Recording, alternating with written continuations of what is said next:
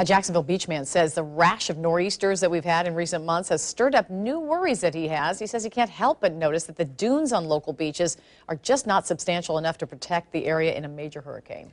He is speaking out, saying the dunes need to be better maintained, and he's finding a Neptune Beach city leader agrees with him. Channel 4's Elizabeth Campbell spoke with both of them. She's joining us now live from the beach with more. Elizabeth? Well, Tom, you can see the dunes all around me, and they look pretty big, but they're not too much bigger than I am. And the Department of Environmental Protection says that these dunes aren't the only source of protection. They say there are sea walls built underneath these dunes. But there is one local man who happens to live right here on the first floor of this oceanfront condo, and he's worried that if a major hurricane were to hit this area, not only would his condo be wiped out, but also many buildings in this surrounding area.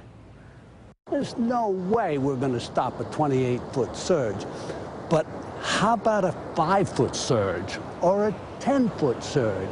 Now that starts to be doable. Mark Swann loves taking walks on the beach, and he wants to do whatever he can to protect it. He says he's not a beach or dune expert, but that it's not hard to notice that the dunes in Jacksonville and Neptune Beach are just not strong enough to withhold a major hurricane or storm surge. They are vital infrastructure, and with infrastructure, you need to maintain them. You have to set certain standards, and you have to keep coming back. Coastal engineer and consultant for the city, Dr. Kevin Bhatt, says the dunes are maintained and that Swann has legitimate concerns. Adding the dunes we have wouldn't protect the city from a Category 4 or 5 hurricane. But he says the dunes are never overlooked. The dunes project was started in the early 1990s by the city, and the Corps of Engineers regularly evaluates and maintains them. Swann believes they need to be taller and deeper. Bhatt adds that's not a bad idea, but says you can only build dunes so high and so deep before there's not enough beach for recreational activities. Swann says Hurricane Sandy is a perfect example as to why our dunes are so important. The communities that really worked on their dunes and spent money and gave permission for the dunes to be raised and maintained and strengthened and everything, they suffered very little damage from Hurricane Sandy.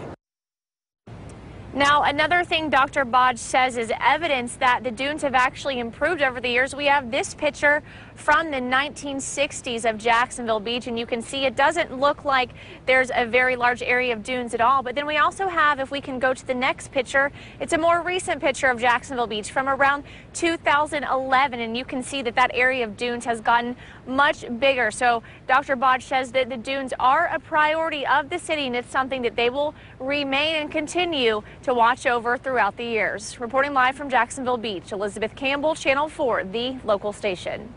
Elizabeth, those of us who are beach lovers are very familiar with beach renourishment projects that happen from time to time. Are there any going on right now? The main one that you're talking about, Tom, is not going on right now, but Dr. Bhatt says that happens every 6 to 7 years, and he says that's another project that also helps with the upkeep of these dunes. He says not going on right now, but again 6 to 7 years, and he says each time that that project does go on, it costs the city about $12 to $13 million. Elizabeth Campbell reporting to us live from the beach.